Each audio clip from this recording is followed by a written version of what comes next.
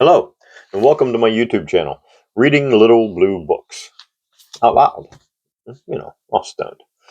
In this video, we're going to do part 3 of the first big little blue book, written by Robert Blatchford, titled Not Guilty, A Defense of the Bottom Dog, condensed with foreword by Miriam Allen DeFord. As you can see, it's a little bit bigger. So this is the first of quite a few big little blue books I'll do. And we'll start off with a new chapter titled The Born Criminal. Strictly speaking, there are no born criminals, but there are some unfortunate creatures born with a nature prone to crime, just as there are others born with a nature prone to disease. These born criminals, regarded by their better endowed or luckier brothers and sisters as wicked, are the victims of atavism, or of degeneracy. They are as much to be pitied and as little to be blamed as those born with a liability to insanity or consumption. Atavism, as we have seen, is a reversion to an older and lower type, a breeding back, in some points to the savage or the brute. The atavist is a man born with a nature or some of the traits of bestial or savage ancestors. He is bred back to the type that was before morals. He is born with strong animal traits, with few social qualities, with little or no moral brain. He is a modern child born with the passions or the appetites or the intelligence of an ape or a caveman.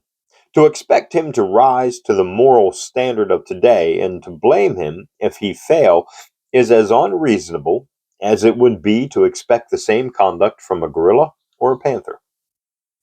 If the atavist is wicked, the shark and the wolf and the adder are wicked. To say that an atavistic man has reason is no answer. He has not the kind of reason that makes for peace and order. His misfortune just lies in the fact that he is bred back to the kind of reason which, amongst the cavemen, perhaps, made a man a leader or a hero, but amongst civilized Western people makes him a born criminal. Indeed, it is plainly absurd to blame a man for being born anything, since he had no hand nor part in his birth. All we can do with regard to the born criminal is to pity him for his unhappy inheritance, and try to make the best of him, so made almost the worst of him by meeting his hate with our hate, his ignorance with our ignorance, his ferocity with our ferocity. Nature or God, having cursed the poor wretch with a heritage of shame, we have come forward in the name of humanity and justice to punish and extricate him of his fatal mischoice of ancestors. It is as though we should flog a gorilla or a hyena for having wickedly refused to be born a canon of St. Paul's or a primitive Methodist Sunday school teacher. But some will suppose that the born criminal might be a sober, law-abiding, and God-fearing man if he would try, and they do not understand that the man with the atavistic brain cannot try. He has not got the kind of brain that can try to be what we think he ought to be. We do not expect the bear to try to be polite, nor the hog to try to be cleanly. We know they cannot try to be either of those things.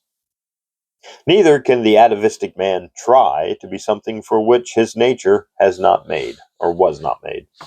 The degenerate may inherit from a diseased or drunken parent an imperfect mind or an imperfect body. He may be born with a weak moral sense, or with weak lungs, or with an ill-balanced brain. Proneness to crime or proneness to disease may be born in him through no fault of his own. The cause is the same in both cases, the vice or disease of a parent. Now it is certain that we do not blame but pity, and that we do not punish but help the victim whose degeneracy takes the form of disease. But we do blame and we do punish the victim whose degeneracy takes the form of immorality or crime. In neither case is the degeneracy the fault of the degenerate. In both cases, it is handed down to him by his parent or parents. Yet, in the one case, he gets our sympathy, in the other case, our censure. And in the plenitude of our wisdom and the glow of our righteous wrath, we hang a man or flog him or brand him or loathe him, because a cruel fate has visited upon him an affliction more pitiable than blindness or lameness or paralysis or consumption. To expect the same morals and the same intelligence from a man cursed with the skull of a gorilla or the brain of a wild hog, as from the man blessed with the skull and brain of a Socrates or a Shakespeare, is like expecting figs to grow upon thistles, or fish to breathe without gills. And to blame a man for the shape of his skull or the balance of his brain is as foolish as to blame him because he has no eye for color or ear for music, or because his having in beard is as a young brother's revenue. Not sure what that sentence means. Later, when we come to deal with environment, I shall show that there are many other causes of degeneration and of crime.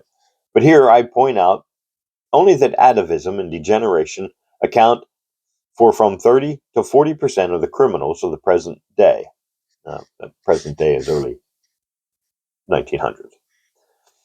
Yet atavism and degeneration are forced upon the unborn child by heredity, that therefore these 40% of our criminals are unfortunate victims of fate and are no more blameworthy or wicked than the victims of a railway accident or an earthquake or an epidemic of cholera or smallpox.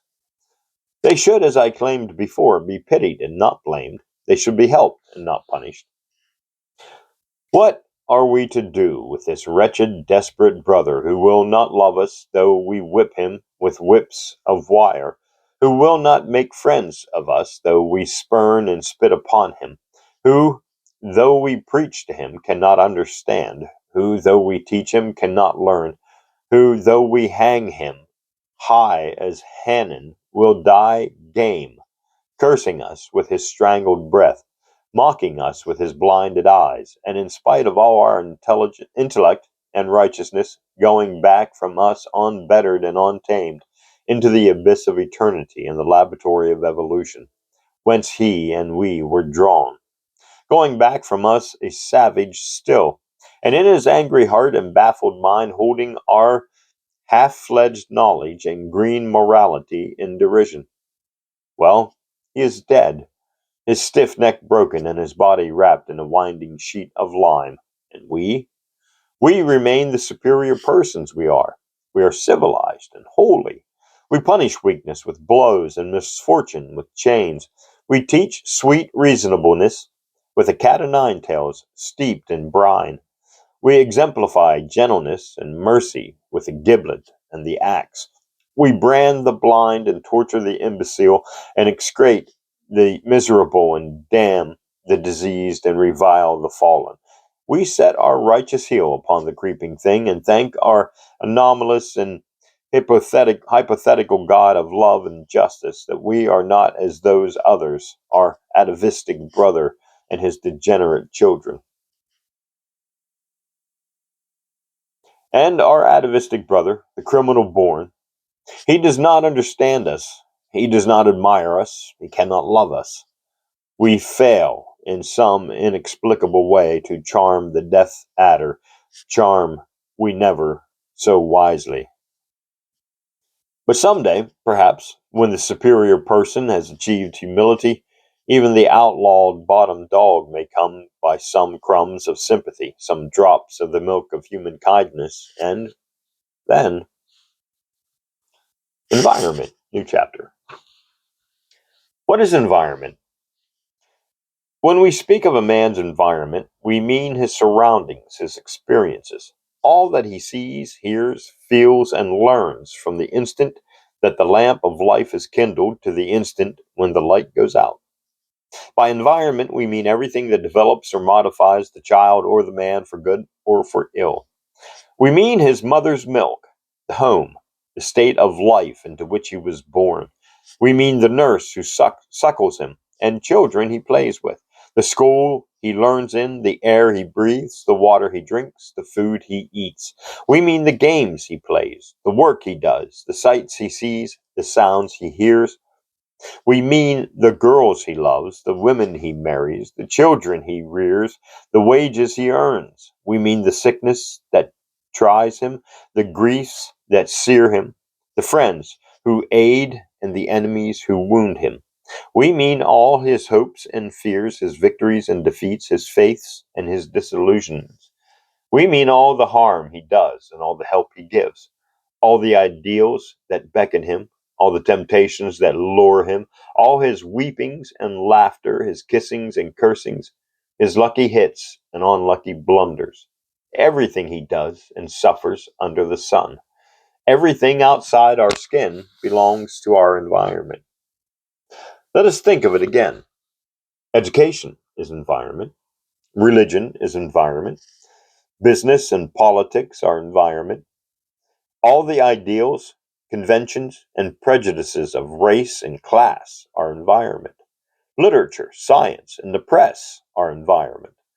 Music, history, and sport are environment.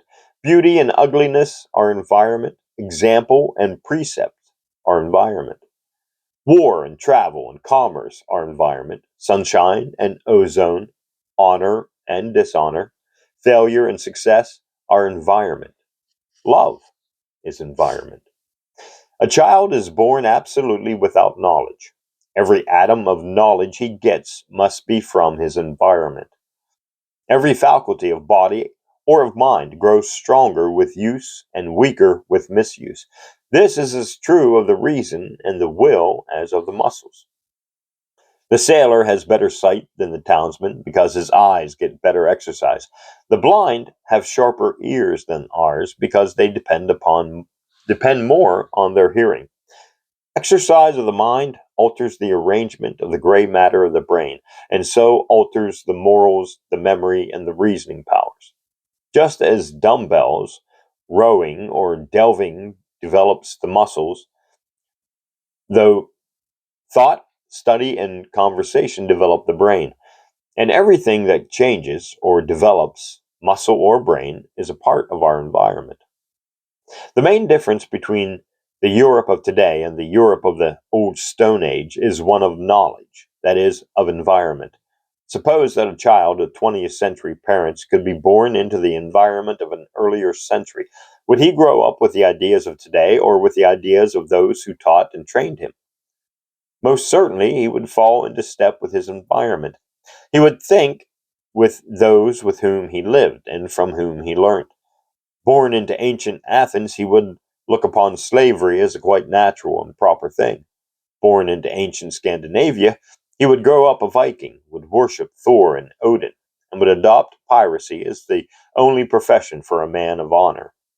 Born into the environment of the Spanish Prime, he would think it a righteous act to roast heretics or to break Lutherans on the wheel.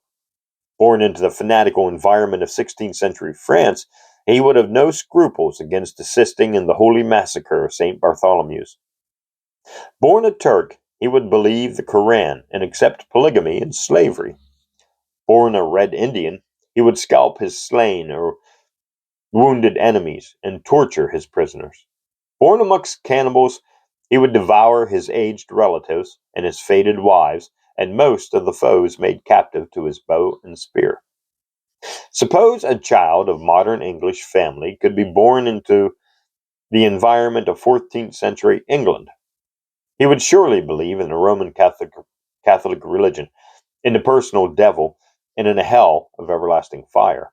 He would believe that the sun goes round the world and that any person who thought otherwise was a child of the devil and ought to be broiled piously and slowly at a fire of green faggots. Words. He would accept slave dealing, witch burning, and the star chamber, the whipping post, the pillory, and the forcing of evidence by torture as comfortably as we now accept the cat o' nine tails, the silent system, and the gallows. He would look upon education, sanitation, and science as black magic in defiance of God. He would never have learnt from Copernicus, Newton, Harvey, Bacon, Spencer, Darwin, Edison, or Pasteur. He would be ignorant of Shakespeare, Cromwell, the French Revolution, the emancipation of slaves, the Factory Acts, and the household franchise.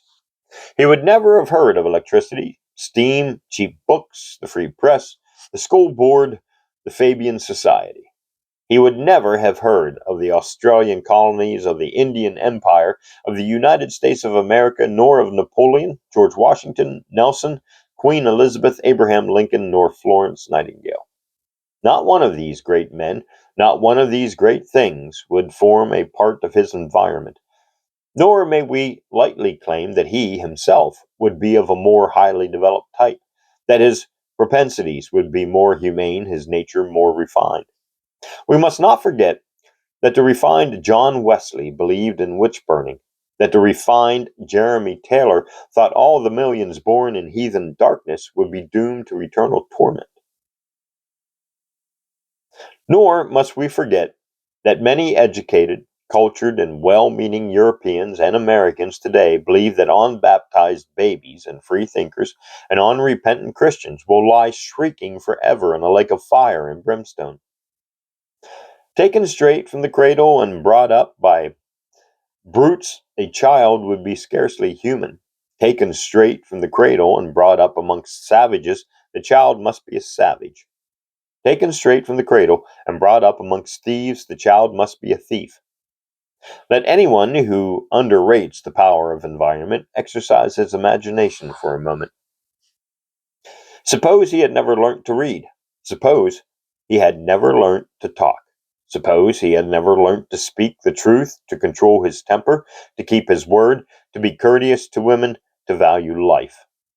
Now, he had nothing of this when he was born. He brought no knowledge of any kind into this world with him. He had to be taught to read, to speak, to be honest, to be courteous, and the teaching was part of his environment. And suppose none had cared to teach him good.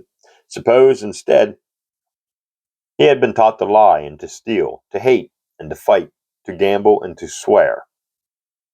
What manner of man would he have been? He would have been that which his environment had made him. And would he have been to blame? Would it have been his fault that he was born amongst thieves? Would it have been his fault that he had never heard good counsel, but had been drilled and trained to evil? But the objector may say that as he got older and knew better, he could mend his ways. And it is really necessary, strange as it may seem, to point out that he never could know better unless some person taught him better. And the teaching him to know better would be a change in his environment. It would be a part of his environment for which he himself would deserve no credit. New chapter, Morals and Disease. And I think we'll take a moment to have a hydration. Hydrate, Maddie. The brain is the mind. When the brain is diseased, the mind is diseased. When the brain is sick, the mind is sick. But the brain is part of the body. We see, hear, smell, feel, and taste with the brain. The nerves of the toes and fingers are connected with the brain. They are like twigs on a tree, of which the brain is the root. The same blood which circulates through the heart and limbs circulates through the brain. It is only a figure of speech to speak of the mind and the body as distinct from each other. The mind and the body are one. A wound in any part of the body, a burn, a stab, a slash, is felt in the brain. When the body suffers from illness or fatigue, the brain suffers also. When a limb is paralyzed, the real paralysis is in a part of the brain. When the brain is paralyzed, the man can neither move nor speak nor think nor feel. When the heart is weak, the brain does not get enough blood and the mind is languid, or cinoscope sets in and the man dies. We do not need a prophet nor a doctor to tell us that sickness affects the mind. We know that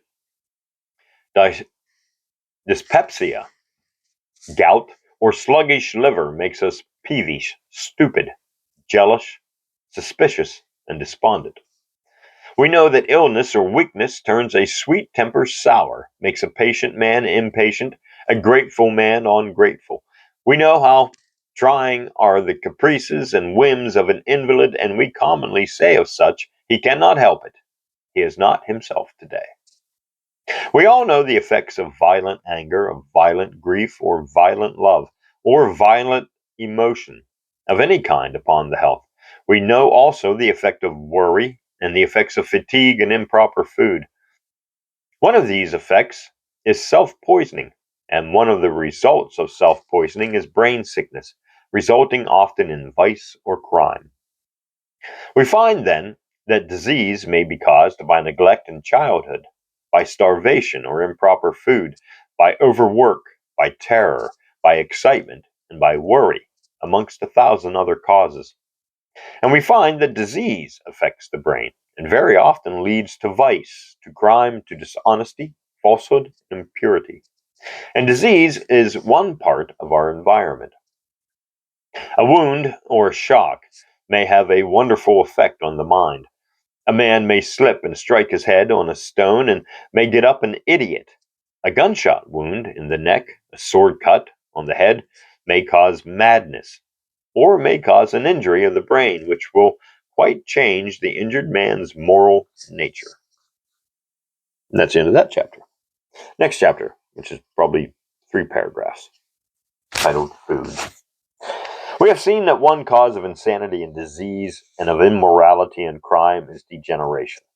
And one cause of degeneration is insufficient or improper food. Children who are half starved suffer in body and in mind. Therefore, they suffer in intelligence and in morals. Amongst the poor is a common thing for children to want food, not to have enough food. This is not the fault of the children, but is due to the poverty of the parents. But it is common also amongst the poor for children to be fed upon improper foods. Quite young infants, babies indeed, are often fed upon salt fish, rancid bacon, impure milk. Cases are too numerous in which babies are given beer, gin, coarse and badly cooked meat, inferior bread, and tea. This is not the fault of the children, but is due to the ignorance of their parents. The results of such feeding and of such starvation are weakness, poorness of blood, deafness, sore eyes, defective intelligence, rickets, epilepsy, convulsions, consumption, degeneration, and death.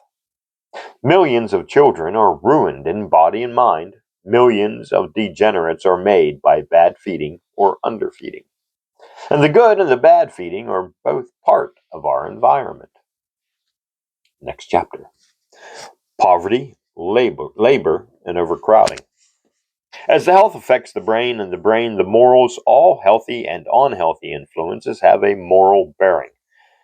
Bad air, bad water, bad drainage, bad ventilation, damp and dark streets and houses, dirtiness and overcrowding all tell against the health of children most seriously, and all help on the deadly progress of degeneration.